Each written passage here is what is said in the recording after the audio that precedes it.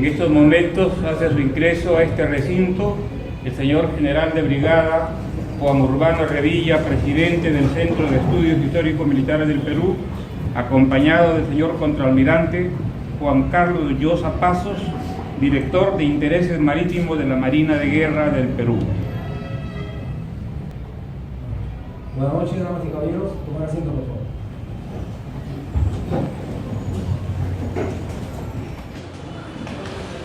Damas y caballeros, tengan ustedes muy buenas tardes.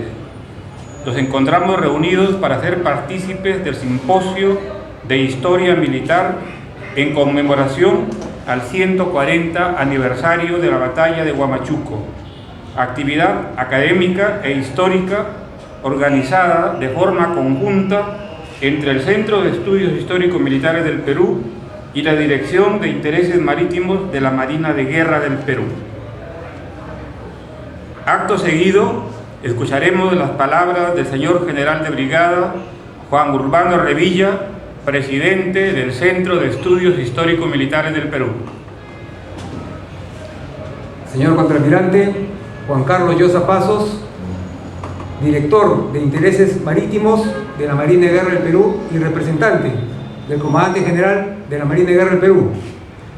Señor Teniente General don Mario Muñiz Ortega, primer vicepresidente del Centro de Estudios Históricos Militares del Perú. Señor contraalmirante don Fernando Grau Unlauf, vocal de la Marina de Guerra del Perú, del Centro de Estudios Históricos Militares del Perú. Señor coronel representante del Comandante General de la Policía Nacional del Perú. Señores oficiales, superiores y subalternos de las Fuerzas Armadas y Policía Nacional del Perú. Señores miembros del Centro de Estudios Históricos Militares del Perú. Distinguidos invitados, damas y caballeros. Los héroes forjan su estela en el devenir de la mayor de las vicisitudes de los pueblos, la guerra, la cual enfrentan como hombres para salvar a la patria del infortunio o caer en la brega. Estos hombres superiores acuden al reto de la historia con cerviz erguida y responden con majestuosos actos de valor y fortaleza moral, como sus mayores armas con las cuales trascienden su naturaleza humana hasta ingresar al altar universal de la gloria. El 10 de julio de 1883 se llevó a cabo la batalla de Huamachuco, epílogo bélico de la infausta guerra que Chile aplicó contra el Perú y Bolivia, cenit de los esfuerzos de los mejores hombres de la resistencia. Cáceres lo expresó así en sus memorias: nadie faltó a su deber ese día memorable. Jefes, oficiales y tropa se batieron denodadamente, y con ellos muchos distinguidos ciudadanos que habían venido de Lima a ofrecerme su patriótico concurso. Nuestras escasas y fatigadas fuerzas vencieron en buena lid al orgulloso enemigo, lo arrojaron al llano y subieron al cerro que éste ocupaba, hasta sus mismos atrincheramientos en los muros incaicos, batiéndose cuerpo a cuerpo. Víctimas de su heroico comportamiento quedaron sobre el campo de batalla el general Silva, los coroneles Tafur, Luna, Astete y Aragonés, herido y victimado después el coronel Leoncio Prado y otros jefes. En esta ocasión, a una distancia de 140 años, crece la gesta de estos valientes peruanos, y en sacro deber institucional, el Centro de Estudios Históricos Militares del Perú, en conjunto con la Dirección de Intereses Marítimos de la Marina de Guerra del Perú, presentamos este simposio de historia militar con el propósito de rememorar los principales aspectos de la campaña militar desplegada, la acción de los combatientes marinos y militares que llegaron hasta este último campo de batalla, los legados del egregio coronel Cáceres y de aquellos personajes de toda posición castrense que lo secundaron, culminando con los desenlaces de este encuentro fatal. Así, rendimos justo homenaje a todos quienes en la hora más cruenta de nuestra historia se sacrificaron en Huamachuco por la defensa de la patria, aun cuando la fatalidad les arrebatara la victoria, cayendo juntos jefes, soldados, rabonas y lo que fueron repasados por el enemigo. Ellos no se amilanaron ante la adversidad. Con sus actos preservaron el honor y la dignidad nacional. Las desgracias quedaron purificadas en lo sublime del sacrificio. Acataron su deber militar, pero más aún respondieron con el deber moral de darle al Perú un haz de luz en medio de la penumbra en que enfrentamos la nefasta guerra que nos impuso el invasor. Y sobre todo demostraron que una muerte con gloria es preferible a una vida con infamia, y la derrota gloriosa no es deshonra, pues el honor no depende del enemigo, depende de nosotros mismos. A nombre del Centro de Estudios Histórico-Militares del Perú y de la Dirección de Intereses Marítimos de la Marina de Guerra del Perú, les damos la más cordial bienvenida a este evento académico histórico-militar. Muchas gracias.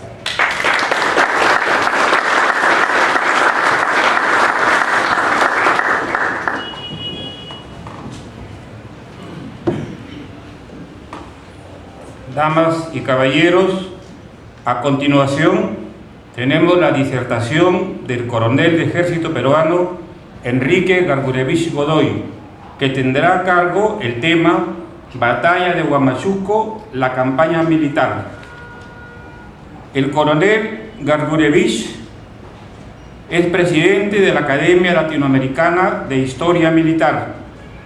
Ha tenido reconocimientos internacionales y nacionales, entre los que se cuentan la distinción como miembro de honor de la Legión de Caballería Panamericana con sede en Cochabamba, Bolivia. Ha sido distinguido como miembro de honor del Instituto de Investigaciones General Rosas de la República Argentina. También tiene la distinción como historiador honorario de Francia del Servicio Histórico de la Defensa en la República de Francia. Y entre los reconocimientos nacionales ha recibido la Medalla de Caballero de la Orden de Legión Mariscal Cáceres, la Medalla de Huésped Ilustre de Ica, la Medalla de Caballero del Instituto Sanmartiniano del Perú.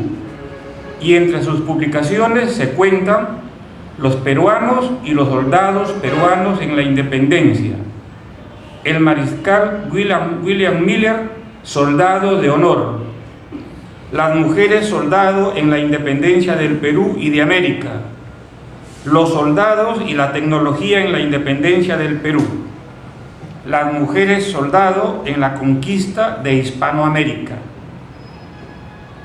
En su labor académica es conocido que se ha desempeñado como docente en las diferentes escuelas de formación, perfeccionamiento y capacitación del Ejército del Perú.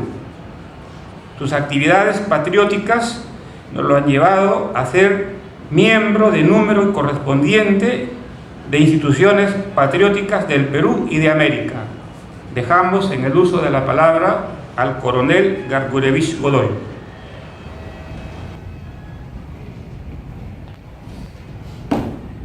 Permiso para hacer uso de la palabra, mi general. Adelante, señor coronel. Integrantes de la mesa de honor. Buenas tardes.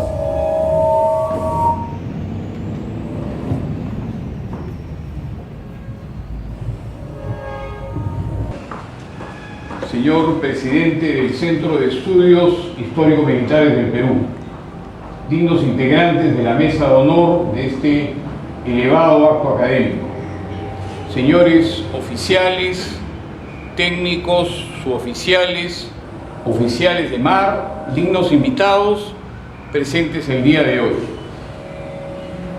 Lo que vamos a presentar es una visión didáctica a través de algunas figuras, de algunos datos sobre la batalla de Huamachuco, que como bien ha indicado nuestro presidente, conmemora su 140º aniversario. Nos hemos basado para poder extraer y confeccionar esta presentación de la conferencia de los principales libros en relación a esta épica batalla.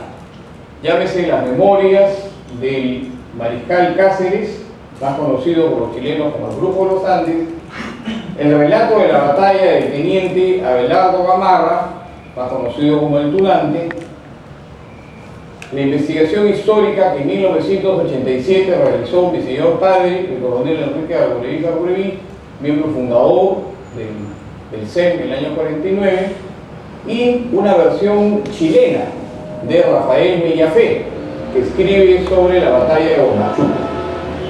De tal manera que tengamos una visión clara e integral de lo que sucedió ese épico 10 de julio de 1883.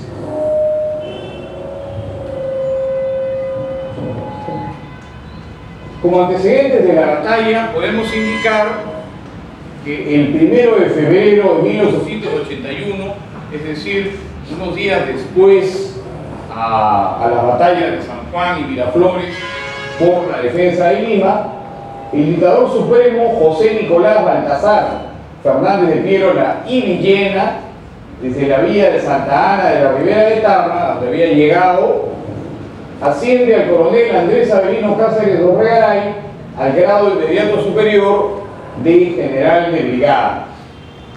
Con esta acción, el astuto político buscaba obtener el apoyo del destacado militar que había demostrado ser un oficial profesional, con recomendaciones claras y pertinentes, las cuales fueron permanentemente desoídas por el dictador supremo en la defensa de Lima. Vemos pues los resultados que se obtuvo en esas dos batallas.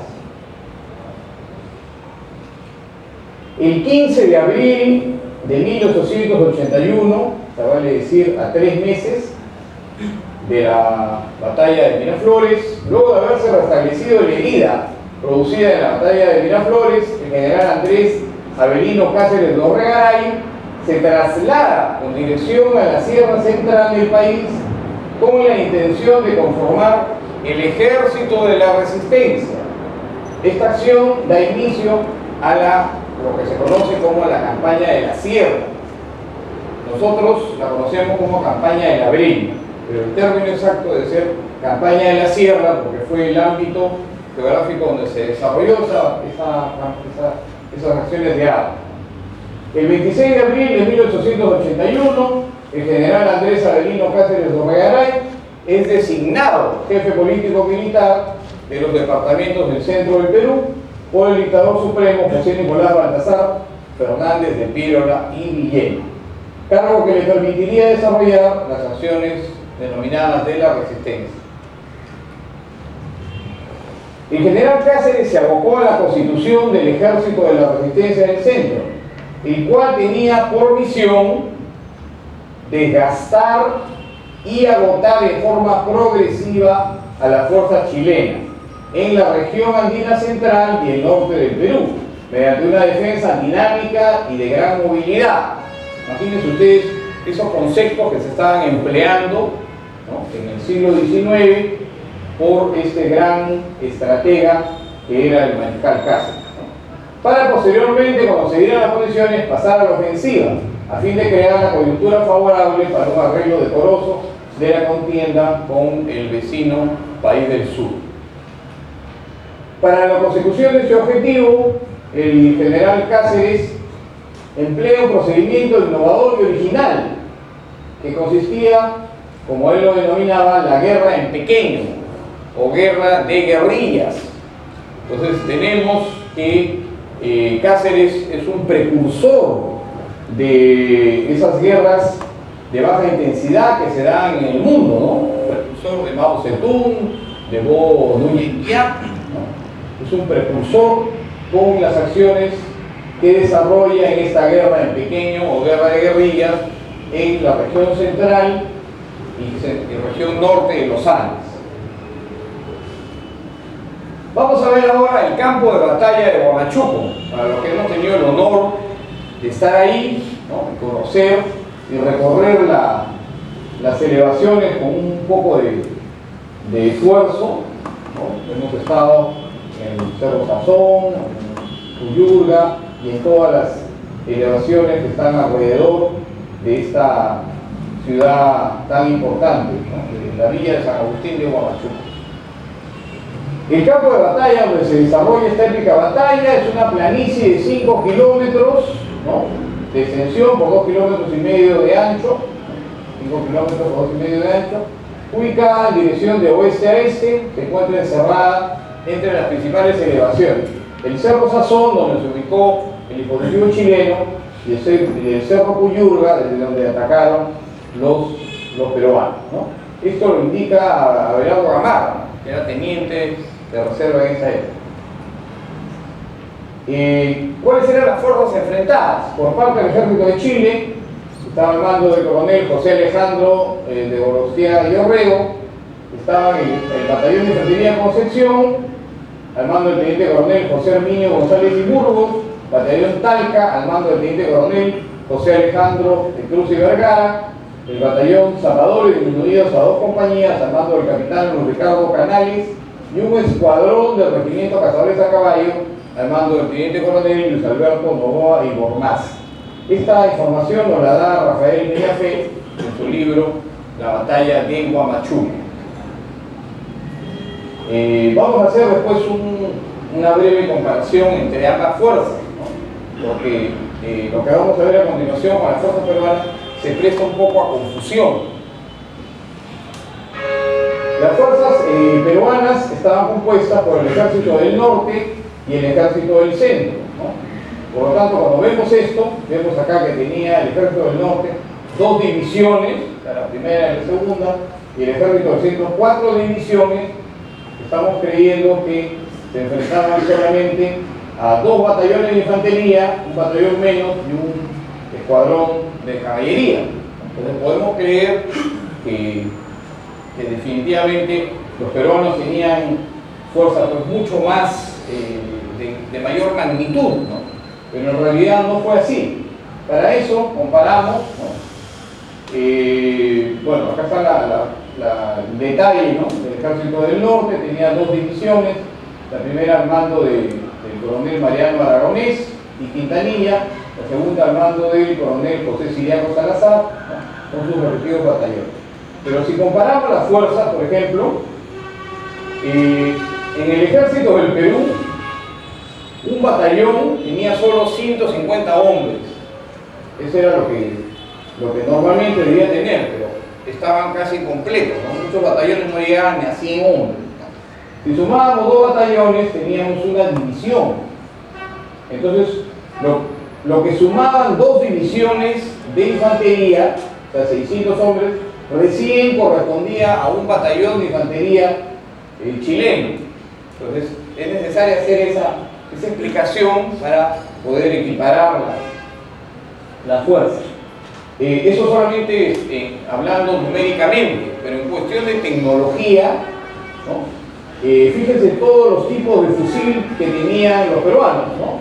El Chassepot, el Peabody, Henry, Martini, Mini, Remington, de varios tipos de calibre, los cuales tenían, la mayoría de ellos, una cadencia de un disparo por minuto, mientras que Chile había estandarizado sus fuerzas de infantería con fusiles Combline que tenían un solo tipo de calibre y podían hacer hasta 6 disparos por minuto. O sea, mientras el infante chileno disparaba 6 veces, el peruano solamente lo podía hacer una vez, ¿no? Por lo obsoleto de su armamento. La logística pues era terrible, ¿no? Imagínense ustedes el que estaba a cargo de abastecer a todos estos fusiles, ¿no? Llevaba las cajas de munición, ¿no? y llegaba un batallón con la munición de repuesto del fusil Chassepot, ¿no? Y le decía, no señor, no tenemos el fusil Chassepot, tenemos el fusil Peabody. Tenía que regresarse con la caja, ¿no? Y buscar entre todas la munición que le correspondía a cada armamento, ¿no? Pero imagínense pues para ese jefe de maestranza, definitivamente que era un dolor de cabeza terrible, ¿no? Por eso estamos mencionando la logística, ¿no? Mientras que la logística de Chile estaba más ordenada. Bueno, vamos a ver ahora la batalla de Huamachuco por horas, para que se haga más fácil la comprensión de estas acciones de armas, ¿no? He querido resumir un poco lo que sucedió en estas circunstancias, ¿no? Llegan los peruanos el día 9 y realizan un planeamiento para el día 11, que se debería dar la batalla, o sea, un día después de cuando se dieron la batalla. Eso lo resumí un poco para evitar cansarlos con demasiada historia y demasiados datos, ¿no? Entonces, ¿qué se produce un día antes de donde se habían previsto las acciones, ¿no? Este batallón de infantería Salvadores de Chile, con 2 compañías solamente, al mando de su jefe, que era el capitán Canales, ¿no? Desciende por la llanura del Cerro Sazón a hacer un reconocimiento en fuerza. ¿A qué se llama un reconocimiento en fuerza? Es cuando se quiere obtener información sobre las características del enemigo, pero no empleando la observación, sino empleando pues el fuego, ¿no? A eso denominamos en el ejército reconocimiento en fuerza. Y se inicia un tiroteo que precipita las acciones, ¿no? A las 8 de la mañana las tropas son repelidas, ¿no? Cáceres ordena que la tercera división de infantería pues neutralice a estas 2 compañías, ¿no? Como sabemos, acá eran solamente 2 compañías que tenían 300 hombres, acá igual sumaban 300 hombres, ¿no? No es que haya sido 2 compañías contra 2 batallones, siempre haciendo esa salvedad en cuanto a la comparación de medios, ¿no? Estos batallones eran el Cazador de Junín número 3 y el Cazador de Jauja número 9. A las 8:30, pues, entra el batallón de infantería chileno Concepción, al mando del coronel González y Burgos, refuerzan la acción de estas 2 compañías de zapadores y se comienza a configurar la línea defensiva de los chilenos, ¿no? Por lo tanto, Cáceres, a esta misma hora, ordena que su tercera división de infantería, pues, ¿está bien? No, perdón. Ordena que la segunda división de infantería, al mando de coronel Juan Francisco Gastoy Valderrama, ¿no? Se coloque en el flanco izquierdo de la tercera. De esta manera se va configurando ya la línea de ataque peruana y la defensa de los chilenos. ¿Qué unidades tenía esta segunda división? El Vencedores de Marcavalle y el Vencedores de Concepción número 100. Ya a las 9, o sea 3 horas después de iniciar las acciones, ¿no? Envía a la 4ª división de infantería al mando del capitán de navío Luis José Germán Astete y Fernández de Paredes, ¿no? Que seguramente va a ser ampliamente mencionado por nuestro estimado colega Michel Aguirre, ¿no? Así que no voy a hablar mucho del comandante Germán Astete, pero sí indicar que por esa época había mucha permeabilidad entre las fuerzas. ¿A qué me refiero con esto? Que un oficial de un ejército de tierra podía pasar a marina y viceversa, ¿no? Eso se da, ¿no? Y les pongo un ejemplo, ¿no? En la campaña del sur, ¿no? el vicealmirante Montero y Flores, ¿no? Don Lizardo Montero y Flores, ¿no? Estaba comandando fuerzas de tierra, ¿no? Y era un oficial de la Marina, de la Armada, ¿no? Entonces, se daban estas circunstancias y no había ningún problema en que regresara el oficial al término de las acciones o al término de las circunstancias en que derivaba el cambio de despacho. Pero si ese oficial mencionaba o manifestaba quedarse cómodo yendo a la marina o yendo al ejército, pues se le volvía a reasignar y se quedaba ahí en esa fuerza, ¿no? Entonces no era como ahora que si yo como coronel del arma de caballería deseo irme a la marina, ¿no? Va a ser un poco difícil para mí, ¿no? Para que me den el grado de capitán de navío. En principio me van a preguntar, ¿usted sabe nadar? Lo primero me van a preguntar en marina, ¿no? Si no, señor almirante. Bueno, para mí es una sorpresa. Muy bien, volviendo a la batalla entonces, esta cuarta división comandada por un oficial de marina, el cual lo va a detallar brillantemente el comandante de la guerra, estaba integrada por el Cazadores de Apata y el aguerrido de San Jerónimo número 10. Ellos atacan con tal ímpetu que los chilenos se les hace muy difícil lograr resistir, ¿no? Entonces, prácticamente se comienza a iniciar el punto de quiebre de la batalla a favor de los peruanos. Paralelamente a este esfuerzo, ya no lo he colocado acá porque ya iban a ser demasiados dibujitos, ¿no? Iba a correr confusión, pero sí lo digo, ¿no? El ejército del norte inicia su desplazamiento por el flanco derecho enemigo, ¿no? O sea, por donde estaba el flanco derecho enemigo era este lado acá, ¿no? Inicialmente estaban Zapadores y entra acá el Talca, ¿no? Entra por esta zona el ejército del norte con su primera división al mando del coronel Mariano Aragonés y la segunda al mando del coronel José Siriaco Salazar, ¿no? Ya a las 10 horas, 4 horas después de iniciar las acciones, ¿no? Pues era un problema para los chilenos seguir resistiendo, ¿no? Ante la presión de todas las divisiones peruanas, ¿no? Estaban la cuarta, la tercera, la segunda y por este lado las dos divisiones del ejército del norte. Se mantenía en reserva, Cáceres había mantenido en reserva a la primera división donde estaban sus tropas más selectas. Pero ¿qué sucede? Que la primera división, al ver el ardor del combate, ¿no?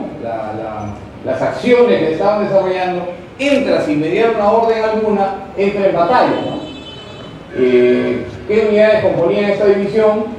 Vencedores de Tarapacá número 1 y vencedores de Cepitas número 2, ¿no? Al mando de José Manuel Espinosa y Justiniano Borbón, que después llegó a ser presidente del Perú, ¿no?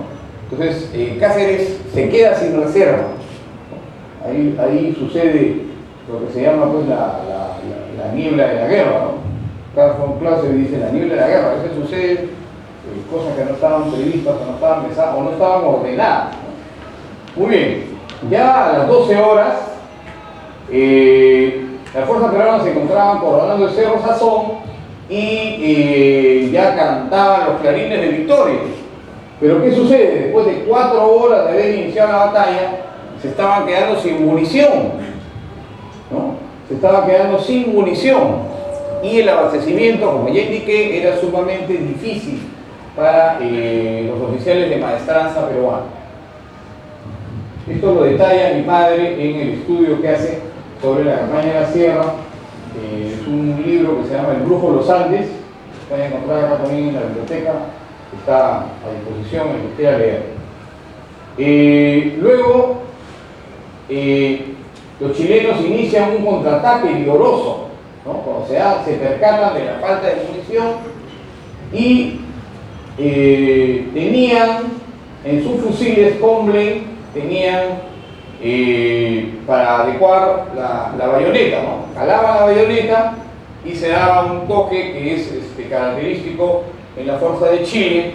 Esto lo comenta acá después Mellafé, ¿no? Dice el calacuerda, ¿no? Al toque, inclusive hay una canción para eso, ¿no? Al toque de calacuerda se coloca la bayoneta y se avanza, al grito de Viva Chile se avanza a la posición, ¿no? Entonces calan bayonetas y avanzan contrarrestando la acción de los peruanos. Los peruanos no tenían bayonetas, entonces se comienzan a defender a culatazos, ¿no? Entonces eso es lo que sucede, falta de munición, falta de bayonetas, y lo que se perfilaba como una victoria para las armas peruanas se convierte en una épica derrota. Para colmo de males, las tropas peruanas poseían una fuerza muy limitada de caballería que pudiera desarrollar alguna acción por los flancos. Entonces, pero los chilenos sí disponían, como se dice, a pie de cañón con este escuadrón de cazadores a caballo que desarrolla, ¿no?, una especie de desbordamiento, ¿no? Y ahí es cuando comienzan a sentirse las bajas, comienzan a caer los oficiales, ¿no?, tasajeados por los sables de la caballería chilena. Por eso manifiesta mi padre, dice, entre las 12 y las 13 horas se produce la mayor cantidad de bajas, ¿no? La mayoría eran oficiales, ¿no? Vamos a ver al final la cantidad de oficiales que caen.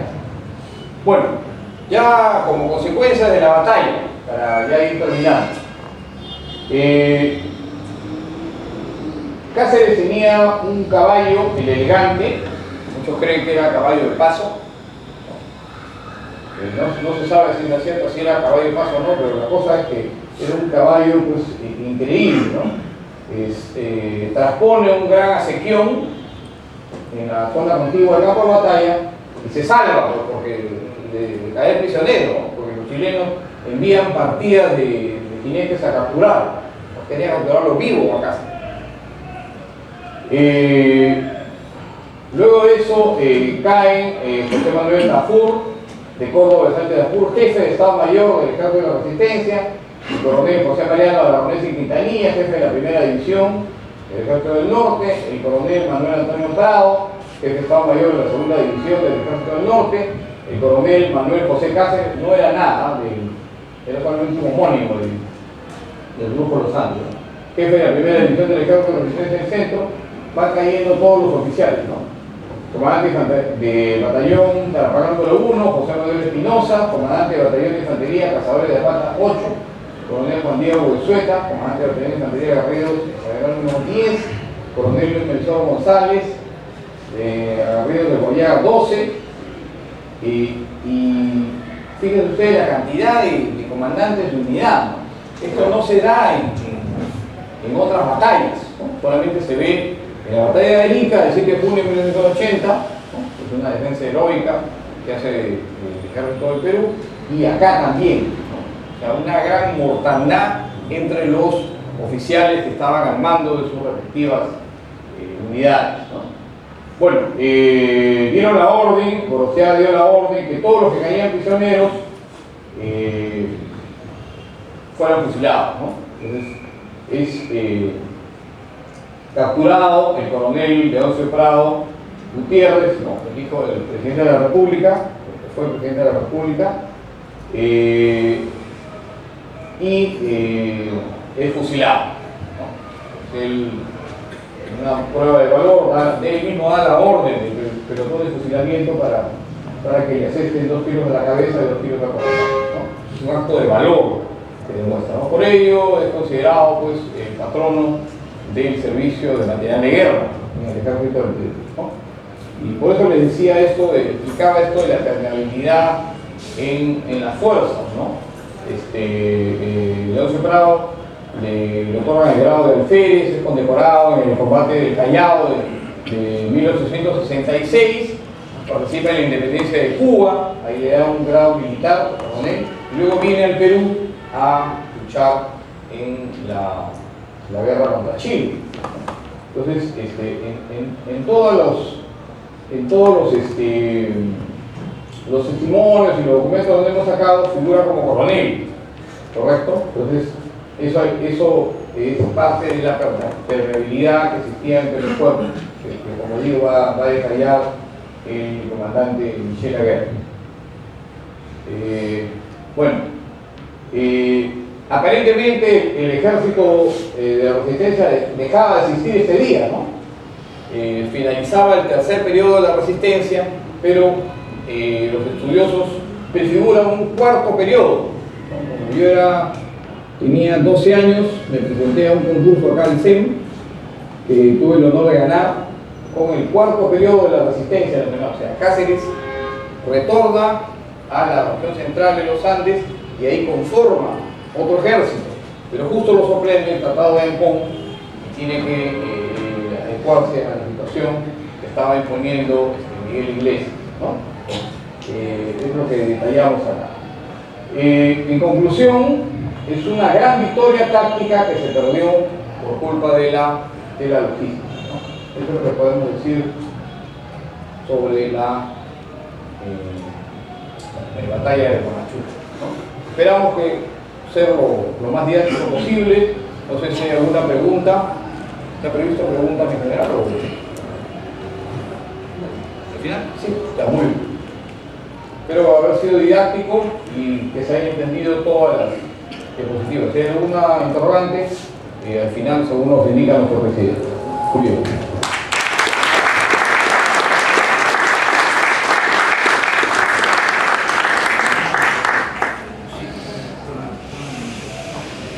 Me había olvidado. Yo saqué un libro hace algunos años, un libro sobre el coronel Mariano Aragonés. Voy a proceder a entregárselo a la mesa de honor.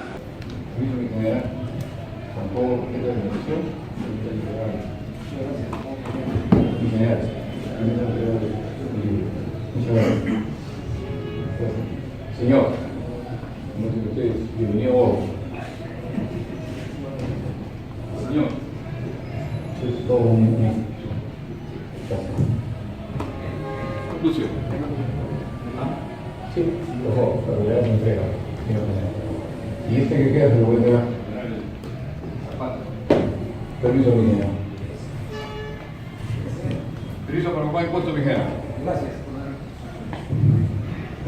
Tendremos la ponencia del capitán de corbeta de la Marina de Guerra del Perú, Michel Laguerre Kleiman, que tendrá a cargo el tema Marinos en la batalla de Huamachuco. El capitán de corbeta, Michel Laguerre, se graduó en la Escuela Naval del Perú en diciembre del 2006. Es magíster en Historia por la Pontificia Universidad Católica del Perú.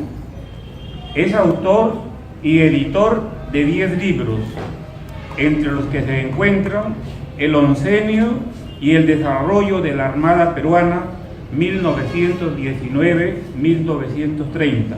Quise un marino británico peruano para todos los tiempos, los submarinos R de la Armada Peruana y la misión naval americana en el Perú, entre otros títulos. Es miembro de número del Instituto de Estudios Históricos Marítimos del Perú, miembro asociado de la Sociedad Peruana de Derecho Internacional, miembro de número de la Asociación Peruana de Investigaciones Genealógicas, y es miembro de la Sacra y Militar Orden Constantiniana de San Jorge, y ha sido miembro del Consejo Consultivo de la Comisión de Cultura y Patrimonio Cultural del Congreso de la República entre el 2021 y 2022. Dejamos en el uso de la palabra al capitán de corbeta Michel Laguerre Kleiman.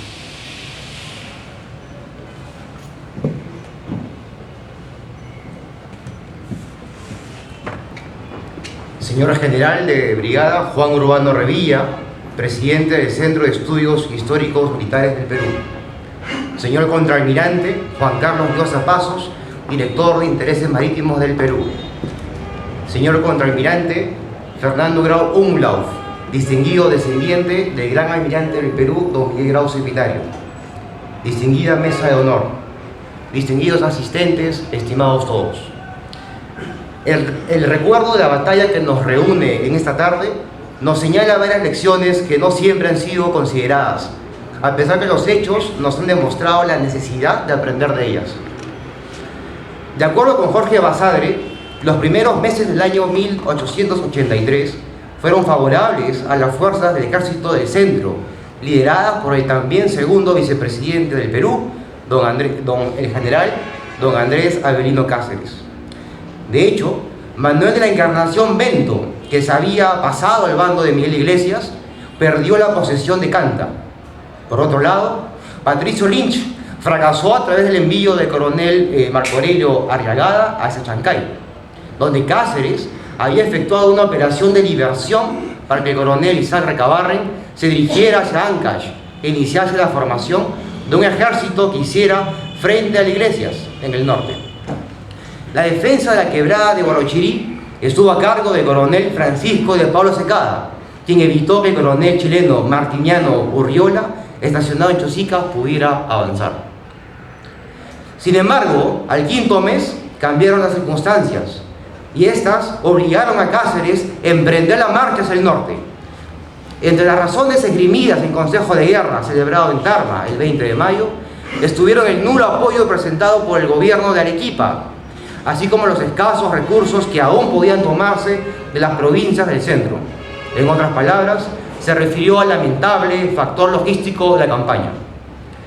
Para este momento, el comandante en jefe del ejército del centro era el coronel Francisco de Pablo Secada, jefe de Estado Mayor el coronel Manuel Tafur, mientras que las cuatro divisiones estuvieron lideradas por los coroneles Manuel Cáceres, Juan Gastó, Máximo Tafur y el capitán de navío Luis Germán Astete, respectivamente.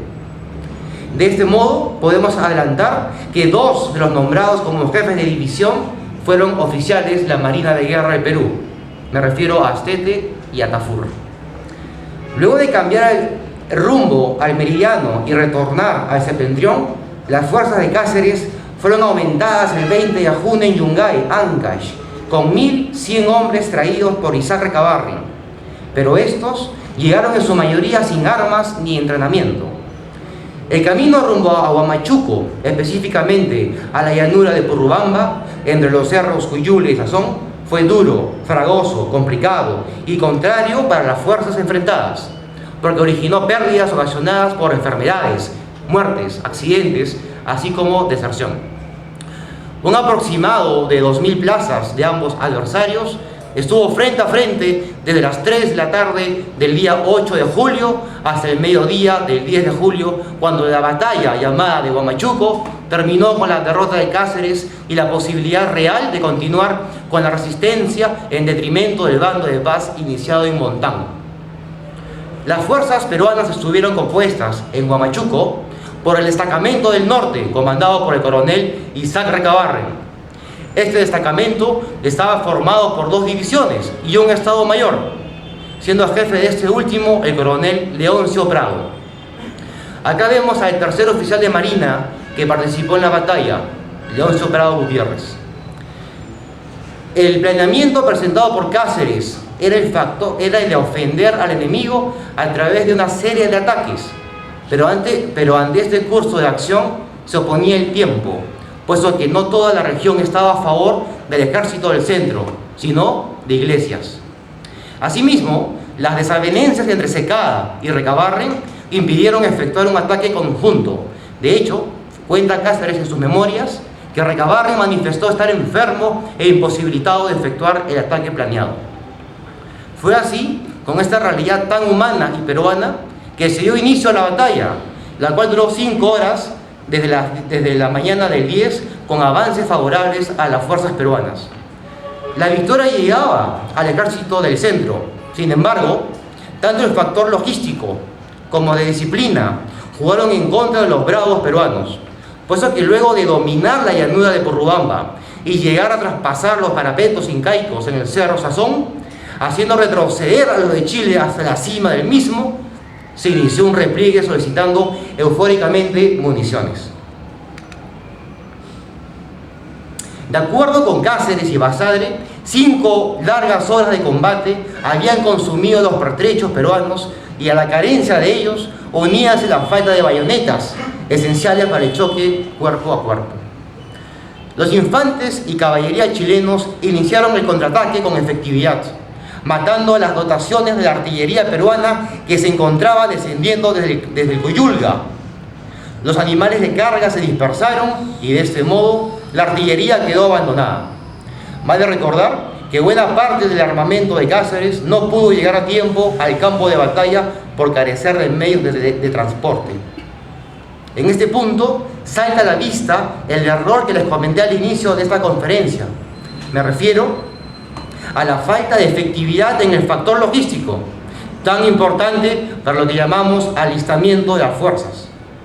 De este modo, el Perú perdió la última esperanza de esta resistencia y alimentamos, sin quererlo y negativamente, parte de nuestra peruanidad con la expresión tan nuestra que nos excusa siempre. Me refiero al casi o al jugamos como nunca, pero perdimos como siempre, entre otros. El saldo humano fue aproximadamente 700 fallecidos y un repase tanto heridos como prisioneros que excluyó a la gloria del lado de los vencedores. Dicho esto, se reconoce el valor, sacrificio y patriotismo de las fuerzas peruanas. Este reconocimiento, sin embargo, no debe cegarnos a identificar lecciones y aprender de ellas.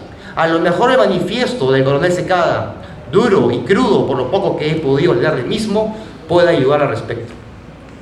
Dicho esto, me centraré en los marinos peruanos que lucharon en la batalla. De hecho, puedo comentar que fueron varios los marinos breñeros, entre los que estuvieron José Gálvez Moreno, Ernesto de Mora y Julio Jiménez. El más conocido y reconocido es Leoncio Prado, jefe del Estado Mayor del Destacamento Norte de Recabarren. Fue guardiamarina, luchó en el combate naval, sí, naval, del 2 de mayo de 1866 en el Callao. Luego sirvió como oficial de marina en las expediciones lideradas por el marino estadounidense John Tucker en la selva del Perú, para después iniciar una travesía vital digna de los libros de aventura del siglo XIX. La nueva investigación escrita por el coronel José Cuisgar sobre la vida del marino militar en cuestión me excusa de dar mayores detalles de su biografía y me obliga a enfocarme en uno menos conocido, pero de singular peculiaridad para este momento. No me refiero al coronel Máximo Tafur, hijo del coronel Mariano Tafur y de Domingo Valle, nacido el 29 de mayo de 1849 y fallecido heroicamente a los 34 años de edad junto a su padre hace 140 años. Este marino, Máximo Tafur, fue guardiamarina en 1865. Luchó a bordo del monitor Loa bajo las órdenes del capitán de navío graduado Camilo Carrillo durante el combate naval del 2 de mayo y llegó, de acuerdo con su legajo que se conserva en el Archivo Histórico de Marina, al grado de teniente segundo en 1872, siendo su último puesto a bordo de la fragata Independencia, buque comandado por el capitán de navío Aurelio García y García. De acuerdo con los historiadores Alicia Castañeda y Jorge Ortiz, fue subprefecto de Jauja, donde formó el batallón Jauja número 1 y tras la caída de Lima fue prefecto de Junín y comandante general de las guerrillas del departamento. El oficial de marina de quien hablaré esta noche es el capitán de navío Luis Germán Astete Fernández de Paredes, que como se ha dicho, fue jefe de la 4ª División del Ejército del Centro durante la llamada Batalla de Huamachuco, la última de la campaña de la Breña. Astete nació en Lima el 28 de mayo de 1832. Tuvo una carrera naval intensa y activa que inició como guardiamarina en 1850. Participó en diversas campañas, muchas contra el orden establecido. Por ejemplo, cuando ostentaba el grado de teniente primero, apoyó al ilustrado Manuel de Vivanco contra el gobierno de Ramón Castilla. Asimismo, apoyó el levantamiento de Nicolás de Piérola cuando intentó dar el golpe al gobierno de Mariano Ignacio Prado. Me refiero específicamente al hecho de que Astete asumió el mando de la llamada Escuadra Regeneradora, escuadra que se limitaba al vapor de Torreón, también conocido como Monitor Huáscar. De este modo, fue el líder naval que no se amilanó ante los dos buques de la escuadra inglesa en Pacocha, aquel 29 de mayo de 1877. Al contrario, supo mantener la dignidad de la estirpe peruana, aunque el contexto constitucional no lo favoreciera. Cabe mencionar que durante este enfrentamiento se lanzó por primera vez en la historia un torpedo propulsado. Entre las lecturas que se pueden tener, bien podría afirmarse que Astete era un hombre conservador. Si buscamos denominadores comunes entre los líderes revolucionarios a los que siguió, Ambos eran instruidos, me refiero a Vivanco y a Pierola. Eran versados, eran católicos y, por qué no decirlo, arequipeños de sangre o por matrimonio. Sin embargo, vale reconocer la valiente participación de Astete a bordo del vapor Salchaca durante el combate naval del 2 de mayo, por la cual fue condecorado por los gobiernos de Perú y Bolivia, siendo reconocido como benemérito a la patria en grado heroico. En ese contexto, y tal como lo anotó en Pisco el segundo vicepresidente de la República, el general Pedro de Canseco, atendiendo a los servicios prestados a la causa de la reivindicación del honor nacional, será ascendido al grado de capitán de corbeta. De hecho, Astete sirvió bajo la dictadura de Ignacio Prado hasta el 8 de enero de 1868, año de su caída. Hasta aquí podríamos decir que todo se encuentra dentro del marco espiritual del Perú de aquellos años. Sin embargo, una comunicación oficial, escrita y firmada por el diputado por Huaraz del Congreso de la República en septiembre de 1864 nos da una idea del carácter de Astete. De hecho, él era el diputado mencionado y ejerció el cargo desde 1870 hasta 65. En su carta al ministro de Guerra y Marina, como diputado, le expresaba su sorpresa por figurar en la lista de ascendidos al grado de capitán de corbeta. Astete era teniente primero. Y le dice que haga, abro comillas, cancelar el despacho de la clase de capitán de corbeta porque prefiero ocupar un asiento como legislador a obtener un ascenso en mi carrera de marino, cierro comillas. Ante esta breve cita surgen varios comentarios sobre esta nota, pero lo cierto es que se ve una consecuencia de espíritu y firmeza de carácter a lo largo de su carrera. Desde mi punto de vista, Astete no era una persona que se moviera al vaivén de los vientos, sino que se mantenía firme y crujía dentro de sus parámetros éticos y morales. Fue el mismo Astete, en su condición de comandante de armas del Callao y prefecto de la provincia del Callao, quien ordenó la ejecución del hundimiento de la Escuadra Nacional el 16 de enero de 1881, para que no cayera en manos del Ejército y Escuadra de Chile, luego de la batalla de Miraflores. Pero no se limitó a ello. Organizó y envió 2 batallones de fuerzas de marina y una compañía de gendarmes denominada Columna de Celadores del Callao. Y, personalmente, se preparó para marchar sobre Lima con cerca de 2.000 hombres que había logrado reunir en el Callao. Estos batallones constituían la guarnición de Marina y Guardia de Chalaca, liderados por Juan Fanning y Carlos Arrieta. Luego de ello, Astete se incorporó al Ejército del Centro el 17 de febrero de 1883, acompañando a la pléyade de valientes liderados por Andrés Avelino Cáceres, en la dura tarea de buscar inclinar la balanza, tarea que no pudo lograr, pero que demostró el coraje y honor de los peruanos. Dicho esto, me permito recordar la causa de la derrota en Huamachuco, el factor logístico, puesto que el coraje y honor no estuvieron faltos en aquella jornada. Astete, como ya se mencionó, fue nombrado jefe de la 4ª División del Ejército del Centro el 6 de mayo del mismo año. Leyendo el expediente de Luis Germán Astete, específicamente los folios generados por sus hijas huérfanas que buscaban un Montepío, un esfuerzo burocrático, tedioso y patético que se exige en sociedades mezquinas y desconfiadas que no honran a los héroes, me percaté que manifestaron que ante la ausencia de un parte oficial, en palabras de las hijas huérfanas, seguramente se refirieron a uno que mencione a su señor padre. Para ello, pidieron opinión escrita a los compañeros de armas que lucharon junto al jefe de la 4ª División. De este modo, el coronel Francisco de Pablo Secada anotó el 8 de febrero de 1884 que Astete falleció, abro comillas, de un balazo que recibió peleando valerosamente a la cabeza de su fuerza, cierro comillas. El mismo día, el coronel Isaac Recabarren certificaba que, vuelvo a citar, que el capitán de navío Luis Germán Astete, comandante general de la 4ª División del Ejército del Centro, sucumbió al frente de sus fuerzas. cumpliendo digna y valerosamente su deber en la batalla de Huamachuco el 10 de julio del año próximo pasado. He dicho huérfanas. A lo mejor deba complementar esta información añadiendo que la esposa de nuestro personaje fue Peregrina Guerrero Álvarez Calderón y falleció en 1875, a la edad de 34 años, durante el trabajo de parto de su sexto hijo, que al parecer no vivió mucho tiempo. Fue velada en la iglesia del convento de San Francisco con cruz alta. De los hijos que se registran en el trámite de Montepío, iniciado durante el gobierno de Miguel Iglesias en 1884, se encuentran 5: María Consuelo, Juana Rosa, Carmen Victoria, María Angélica y Domingo Luis Francisco, este último de 9 años de edad.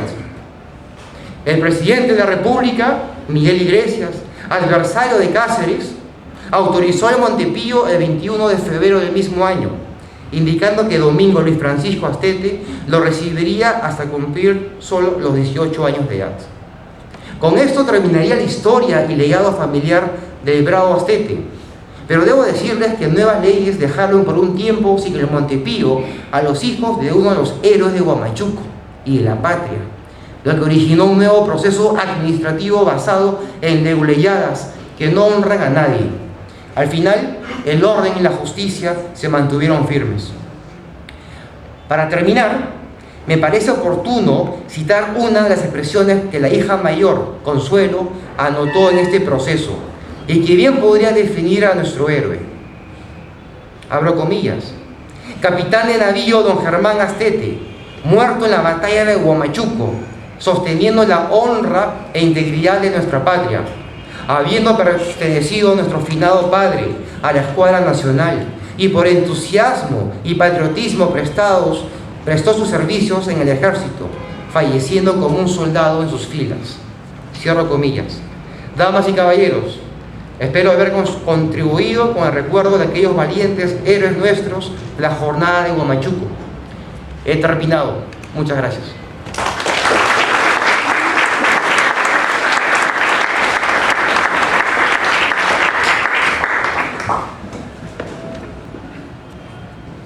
A continuación, la ponencia del historiador Roberto Mendoza Policarpio, quien tendrá a cargo el tema Cáceres, personajes y desenlaces de la batalla de Huamachuco. Don Roberto Isaac Mendoza Policarpio es historiador de formación académica, graduándose en la Universidad Nacional Mayor de San Marcos, en la Facultad de Ciencias Sociales con la especialidad de Historia. Paralelamente, ha realizado estudios como promotor del patrimonio monumental, cursos de actualización en Historia del Perú, el curso de extensión Las visiones historiográficas de la Guerra del Pacífico en el Instituto de Estudios Peruanos, así como el curso sobre los nuevos museos peruanos y su rol social y gestión del turismo cultural en el Perú.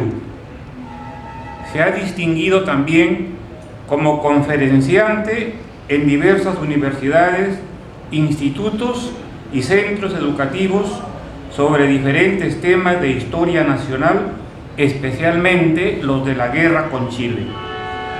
Ha sido asesor de los álbumes históricos publicados en el diario La Razón. Se ha desempeñado como consultor histórico en diversas instituciones públicas y privadas. Su cargo actual es el de historiador principal de la Comisión Permanente de Historia del Ejército del Perú. Por los méritos mencionados, pertenece como miembro de la Orden Legión Mariscal Andrés Avelino Cáceres. Es miembro de la Sociedad Patriótica Tarapacá, miembro del Patronato Promuseo de la Policía Nacional del Perú, Coronel Antenor Herrera. Es miembro correspondiente del Centro de Estudios Histórico Militares del Perú. Es coautor de los libros Historia de la Escuela Técnica del Ejército, El Ejército en la República, siglo XIX, Compendio de la Historia del Ejército del Perú, y es autor de los libros San Mateo de Huánchor, pasado y presente, El combate de Concepción, Arequipeños en la Independencia y Defensa Nacional, En la penumbra del olvido, Testimonios de sobrevivientes de la Guerra de 1879, tomo primero, entre otras publicaciones. Dejamos en el uso de la palabra al historiador Roberto Mendoza Policarpio.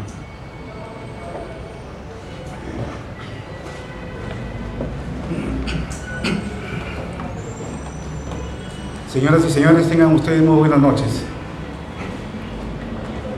Como integrante de la Comisión Permanente de Historia del Ejército del Perú, quiero agradecer a los organizadores de este evento por permitirme dar algunas palabras en torno a la batalla de Huamachuco.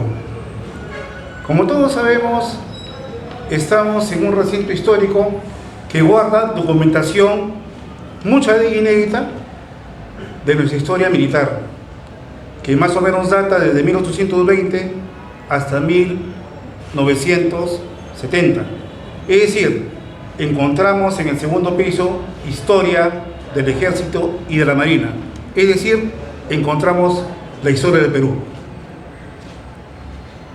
La historia militar está colmada de acciones bélicas en donde siempre ha sobresalido el valor del soldado peruano, quienes estuvieron siempre presentes en defensa del territorio, dando inclusive la vida.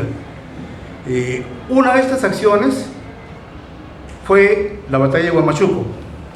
Este enfrentamiento se desarrolla dentro del ámbito de la campaña labreña, es decir, acciones bélicas desarrolladas en el Ande contra la invasión chilena.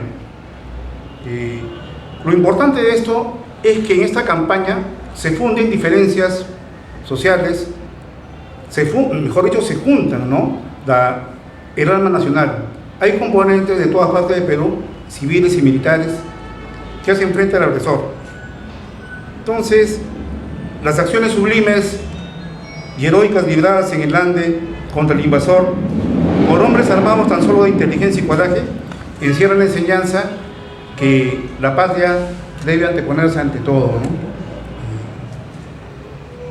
Cuando se plantea la marcha del Ejército de la Resistencia hacia el norte, hemos encontrado en los archivos militares que este ejército es habituallado por muchos hacendados de la zona. Es decir, cuando ellos salen de Junín, están marchando por Talma, van hacia Huánuco, encontramos hacendados de apellidos como Durán, Patrón, Escudero, la familia Porturas, que es muy importante, ¿no?, porque son personajes que, aparte de apoyar con la logística, comienzan a enrolar a sus campesinos, a sus peones de hacienda, ¿no? Entonces también ellos forman los grupos guerrilleros que muchas veces forman la vanguardia de este ejército que se dirige hacia el norte. Como todos sabemos, la historia militar tenemos que entenderla siempre como un proceso, una constante investigación de nuevas fuentes, porque los historiadores nos basamos en la documentación bibliográfica, la documentación que está escrita, la documentación que que se encuentra en las bibliotecas. Pero hay una cuestión: hay que investigar también la documentación que aún se halla en diferentes repositorios, llámese Archivo Central del Ejército, expedientes personales, llámese Archivo del Centro de Estudios Históricos Militares. Encontramos documentación del tiempo de la guerra con Chile, encontramos expedientes de personajes que participaron en esta contienda y que nos dan luces para este enfrentamiento. Recordemos que a partir del año de 1900, el Estado peruano da una ley en donde fija una pensión para personajes civiles que hayan participado en esta contienda. El militar en sí tiene su currículum, su hoja de servicios, su nivel de servicios. Entonces ellos no necesitan hacer un trámite de pensión, pero el civil sí. En ese sentido, muchos civiles se presentan con sus expedientes y detallan acciones de armas de esa contienda. ¿Para qué? Para que los jefes que han combatido con ellos, sus comandos, den fe de que ellos han estado en acción de armas. Entonces, estos informes son personales, no son partes de guerra oficiales. Sabemos que para Huamachuco, prácticamente todos los oficiales, los comandos, fallecieron. Sin embargo, nos hemos remitido para esta exposición algunos expedientes específicamente de ciudadanos que combaten en Huamachuco. Quizás uno de los testimonios más importantes hallados en los archivos militares es del ciudadano Esteban Martel Mesa, natural de la provincia de Concepción, en Huancayo, ¿no? Él escribe ya casi anciano, década de 1950, y lo escribe, él detalla, él se viene a Lima a hacer para tramitar su pensión de Montepío, y que él se encuentra en un cuartito en Barrios Altos, que no tiene ni para comer. Entonces quiere que el Estado le dé una pensión. Él dice, cuando se habla del líder Cáceres, el paradigma de la campaña labreña, comenta, en la estrategia de guerrillas que el genial mariscal Cáceres hizo palpitar el alma de la sierra, y cuando se flameó en alto el esfuerzo heroico y tenacidad sobrehumana de los indígenas, hombres, mujeres y niños, afrontamos con nuestras vidas la defensa del suelo patrio, llevando en nuestro pecho la rotunda decisión de triunfar o sucumbir. Es decir, que ellos tienen en su corazón, en su alma, impreso la defensa nacional, no impresa la defensa nacional. Respecto a Cáceres, el ayacuchano Mariano Sosa Lozano escribió: Cáceres era valiente, patriota y enemigo encarnizado del invasor. Su resistencia a la fatiga, al hambre y a la sed no tenían límites. Al igual que los soldados, se vestía de bayeta, caminaba a pie y dormía en el suelo en un pellejo. Era noble y puro como un indio, gallardo y heroico como un español.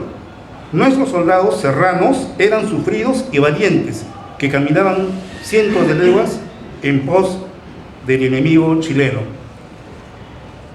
Hay muchos conceptos respecto al líder Cáceres. Hay muchos conceptos. Muchos dicen que Cáceres pues, es un personaje, los chilenos lo llamaron brujo de los Andes, los chilenos. Es un mote acuñado por los chilenos. En la obra es Adiós al séptimo de Lina y Nostroza. Pero como ustedes saben, brujo es una palabra despectiva.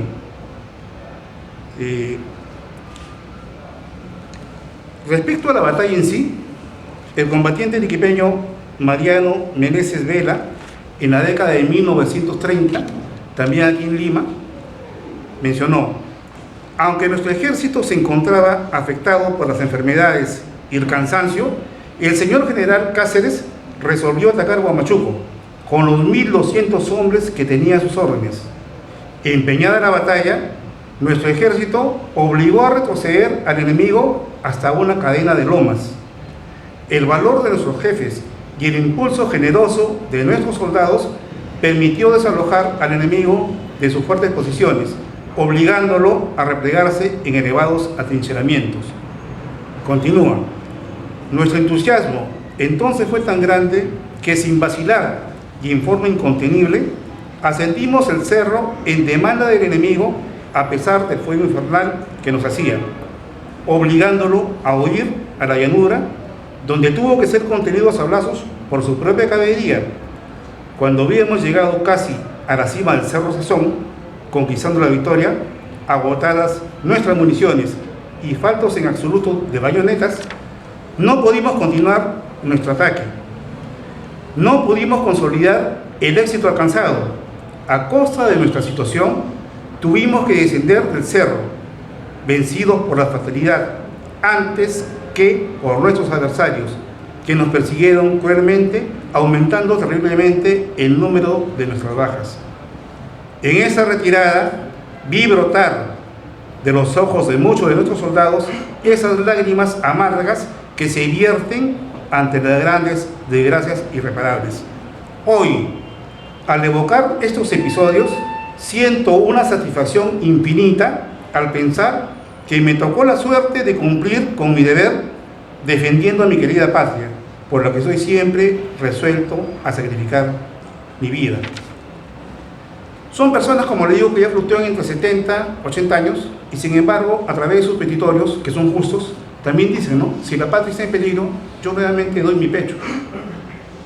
Aquí lo que quiero dar a entender es que la defensa nacional, la defensa del territorio, no es exclusivamente de los militares, también de los civiles.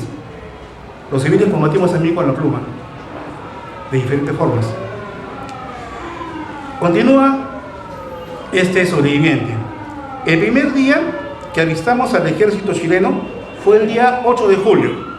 Las tropas enemigas estaban lavando sus ropas en el río, pero al reparar en la presencia de nosotros, suspendieron la labor y ocuparon el cerro Sazón, mientras nosotros nos ubicábamos en el Boilías. Ese día hubo solo fuego de artillería. El día 9 de julio, varias guerrillas chilenas descendieron del Sazón. Nosotros también enviamos otras guerrillas. Hubo disparos por ambos lados y tiros de cañón, pero antes de que nos trabáramos en un combate serio, las tropas chilenas se retiraron.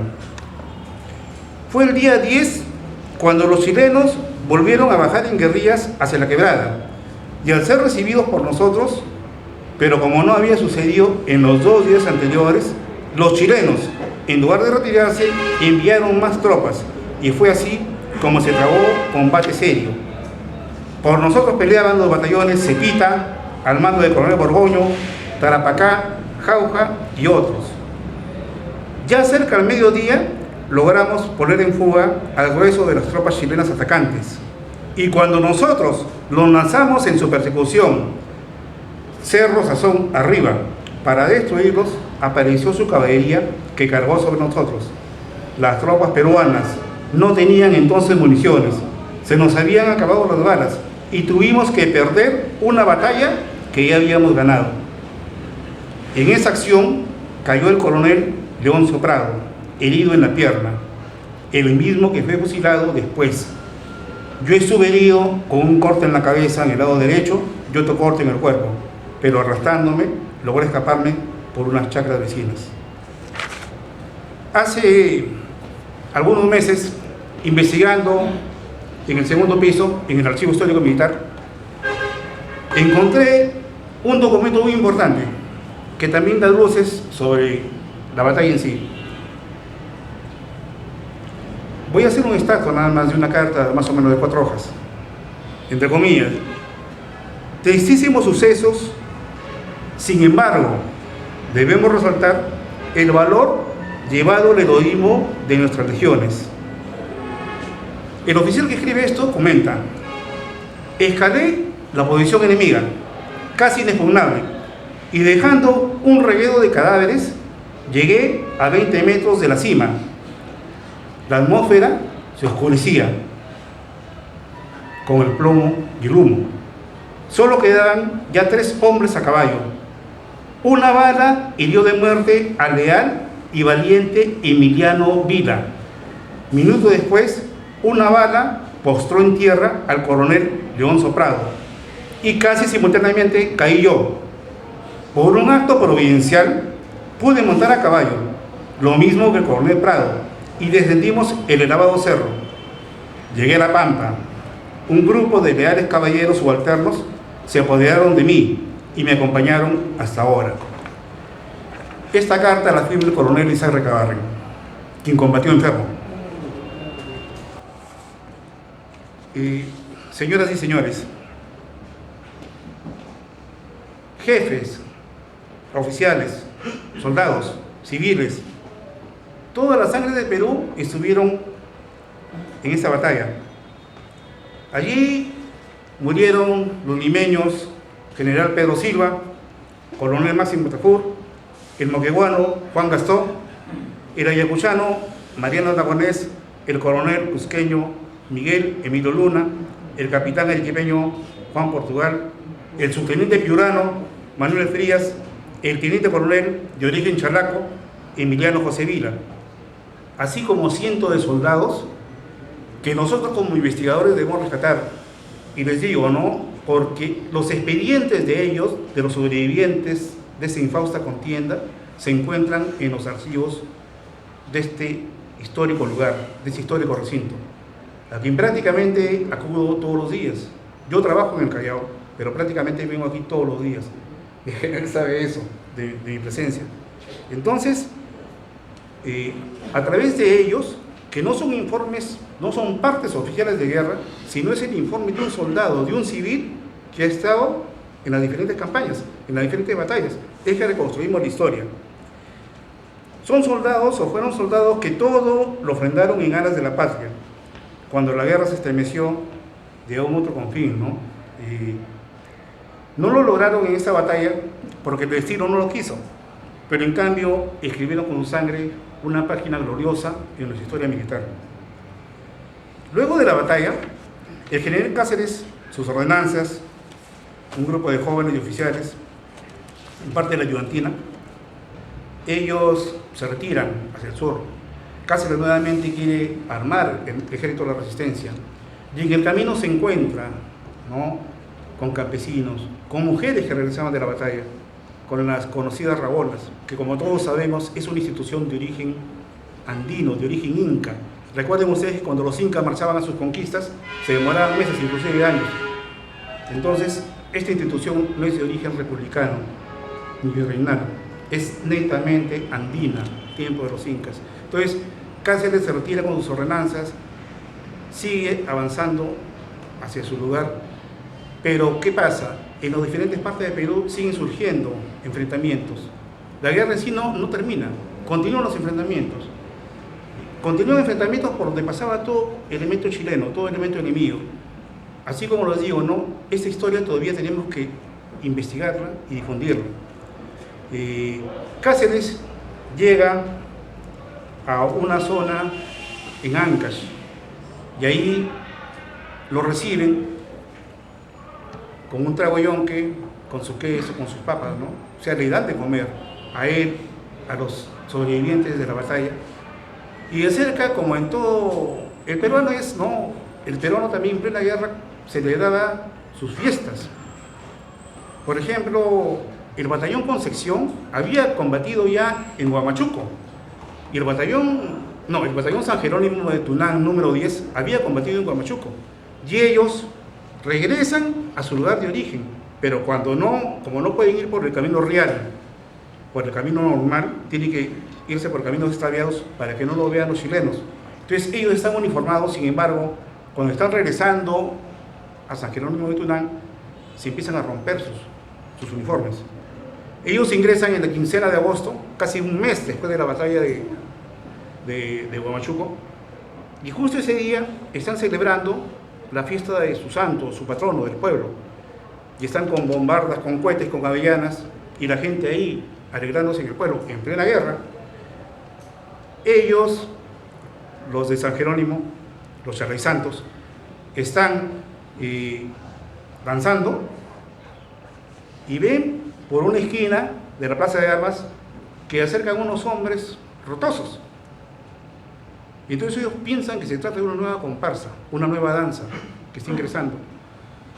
Y los sobrevivientes del batallón San Jerónimo entran a su lugar de origen y ellos piensan a la vez que los están recibiendo, porque piensan que le están haciendo una recepción al saber que ellos vienen de la guerra. Sin embargo, no era así. Ellos regresaban a su lugar de origen. Ellos entran, se abrazan con sus padres, hijos, hermanas, familias, y ahí nace la danza de los sabelinos, a raíz de Huamachuco, a su retorno. Algo parecido sucede con Cáceres. Cáceres llega a Chiquián, lo reciben los trovadores, lo reciben los criollos con sus guitarras. Templando guitarras cantaron. Cuando el peruano pelea y pierde, no desespera de la victoria, porque en coraje crece y se enciende, y en una nueva empresa verá la gloria. Son enseñanzas que debemos tener siempre en la unidad, civiles y militares. Muchas gracias.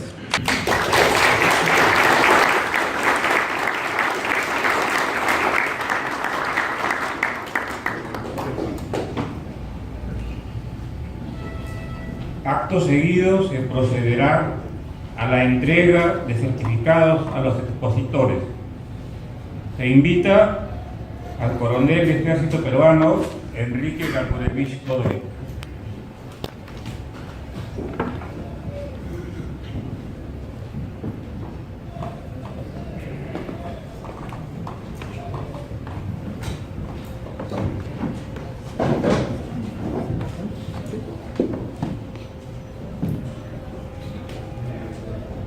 Señor coronel, don Enrique Gargurevich Godoy, el Centro de Estudios Históricos Militares y la Dirección de Intereses Marítimos de la Marina de Guerra del Perú tienen la complacencia de entregar a usted este certificado por la brillante exposición que nos ha hecho a todo el auditorio en relación a la batalla de Huamachuco, la campaña militar. Es un honor haber recibido vuestro conocimiento y agradecemos y felicitamos por ello. El honor es mío, mi general.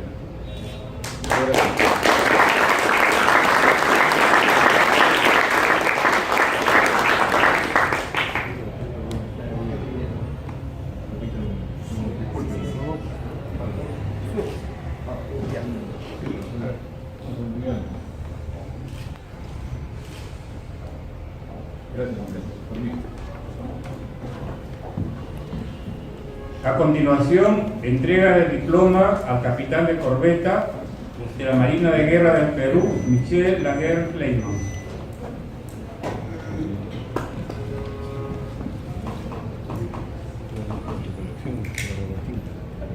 Capitán de corbeta Michel Laguerre-Leyman, entrega el diploma por la excelente posición.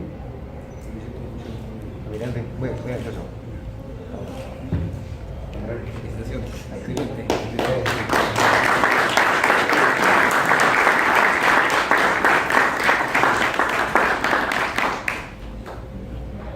Invitamos al historiador Roberto Mendoza Policarpio para recibir el diploma que se le será entregado.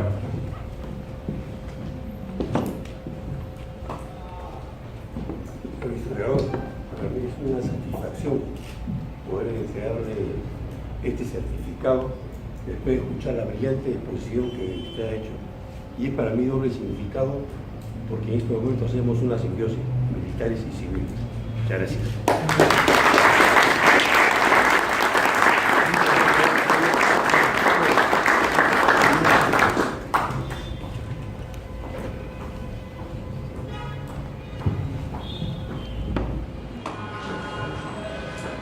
Habiendo concluido las exposiciones programadas en este simposio, el señor contraalmirante Juan Carlos de Llosa Pasos, director de Intereses Marítimos de la Marina de Guerra del Perú, dará por clausurado el presente evento.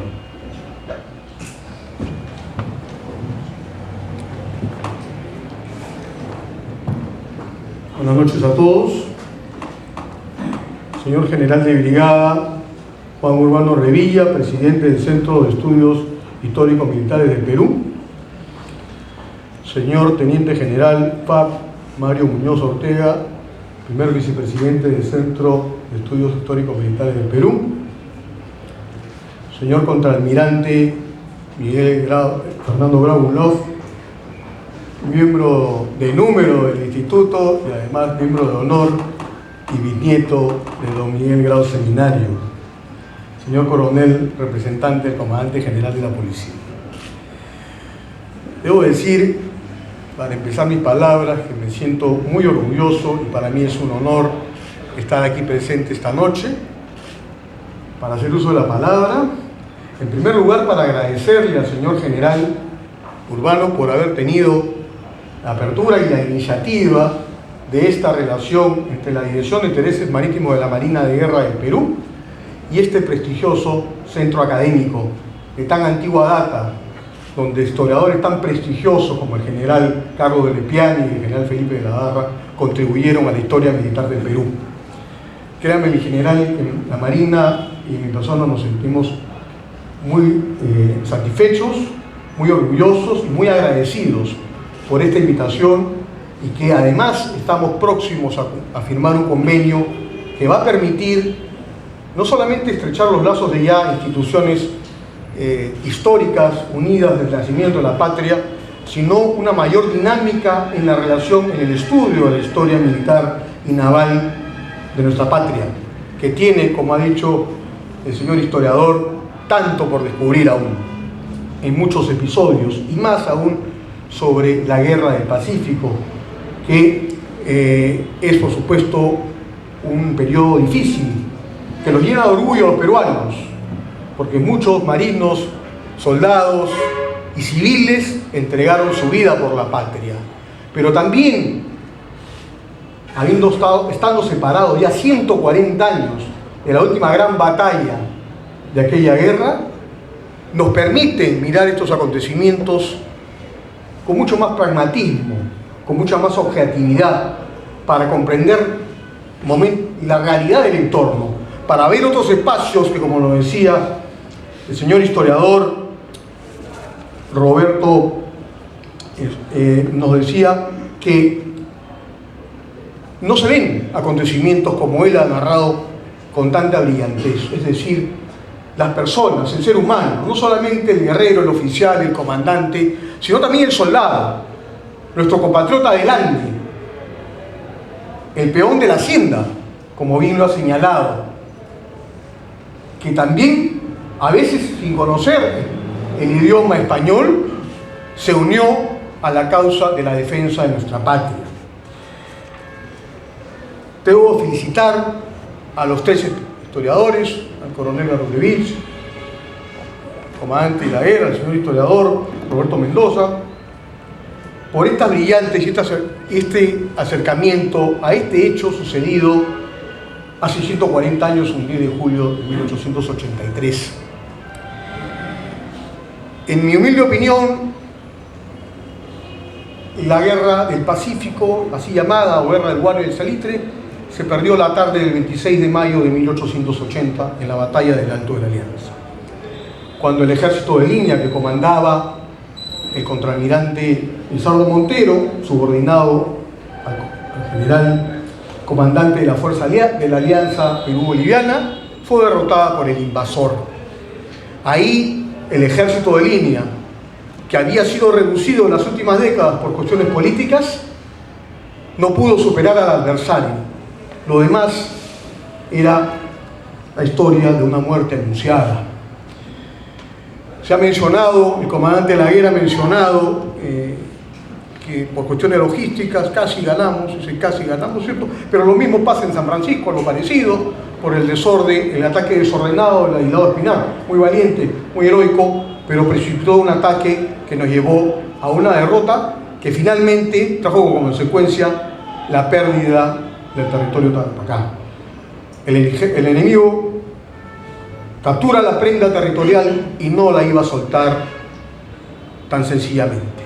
Había que derrotarlo ahí, y eso desgraciadamente no se pudo concretar. Lo mismo pasa en Miraflores, con la embestida de la fuerza que comanda el capitán de navío Juan Fanning, cuando empieza a ingresar por las tapias de lo que ahora es el lado de Barranco de la quebrada Armendáriz, y pasa lo mismo, ¿no? Se acaba la munición, no hay reserva, es lo mismo. Es decir, durante mucho tiempo se ha perdido el alistamiento de las fuerzas, no se conoce el terreno, y eso es lo que vamos a pagar caro.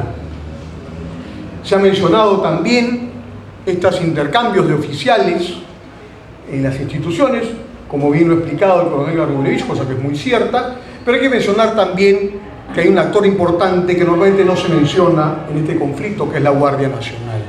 La Guardia Nacional estaba conformada por civiles profesionales, por ejemplo Alfonso Ugarte. Alfonso Ugarte es un coronel de la Guardia Nacional, Ramón Zavala, muchos de los héroes del Ejército de la Guerra del Pacífico, el mismo coronel Francisco Bolognesi inicia su carrera militar como miembro de la Guardia Nacional.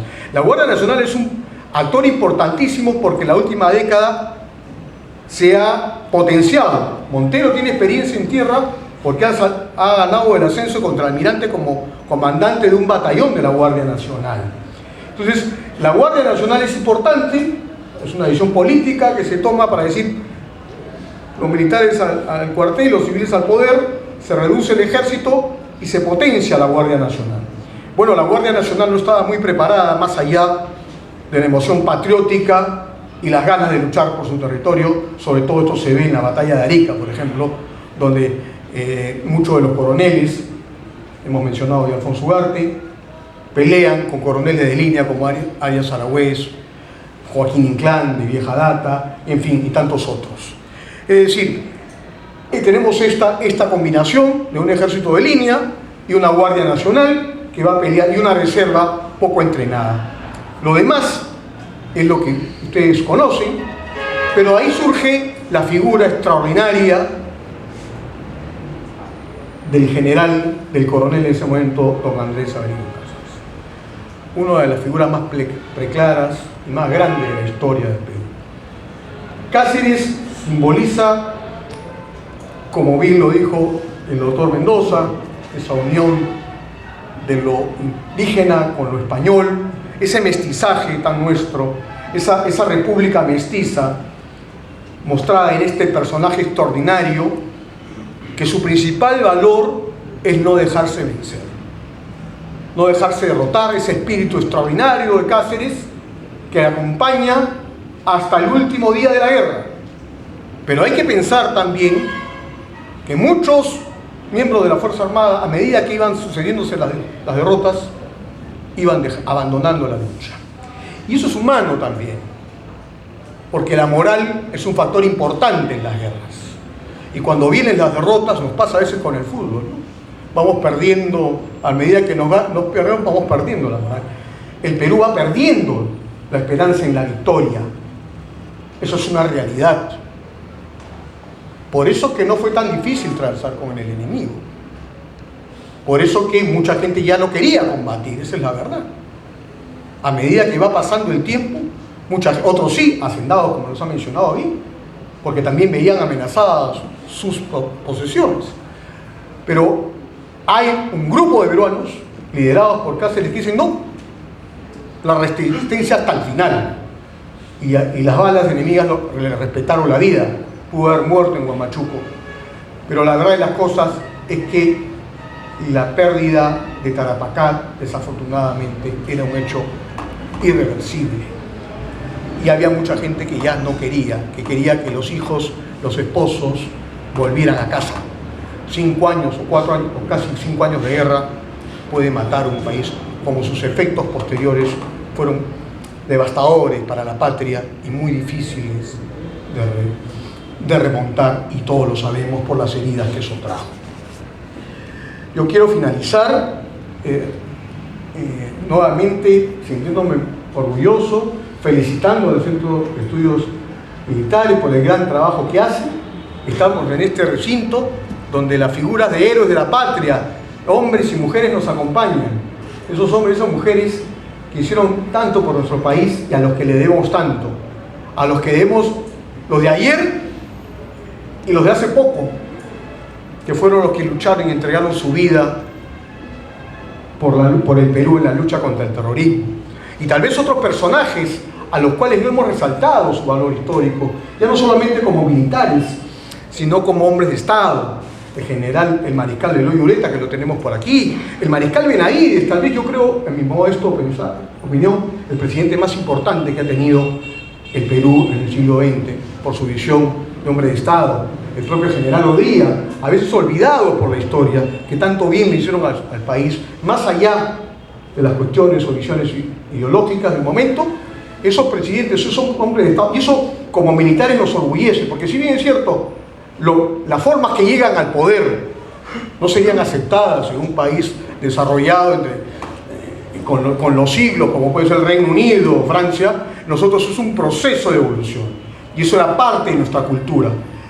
Y sobre esta forma de acción política, estos personajes, estos soldados brillantes, logran hacer patria y sobre todo hacen un trabajo social importantísimo que hasta hoy día se mantiene. Yo creo, mi general, que hay que rendirle homenaje también a esos hombres. Yo creo que este centro es el lugar preciso, ¿no?, para recordar que esta gente también tuvo un papel, no solamente en la guerra, sino también en la paz. Quiero agradecerle nuevamente y felicitar a los expositores de los cuales hoy día hemos aprendido muchísimo, y agradecerles a todos por su presencia, y declaro terminado este evento académico tan importante. Buenas noches.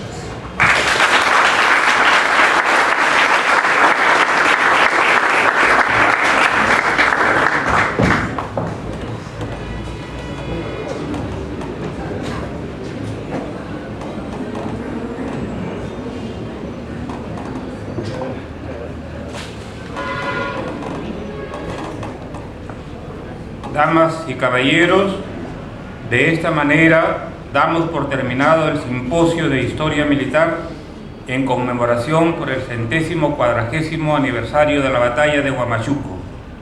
Invitamos a los asistentes a compartir el brindis de honor en el patio central de esta institución. Gracias.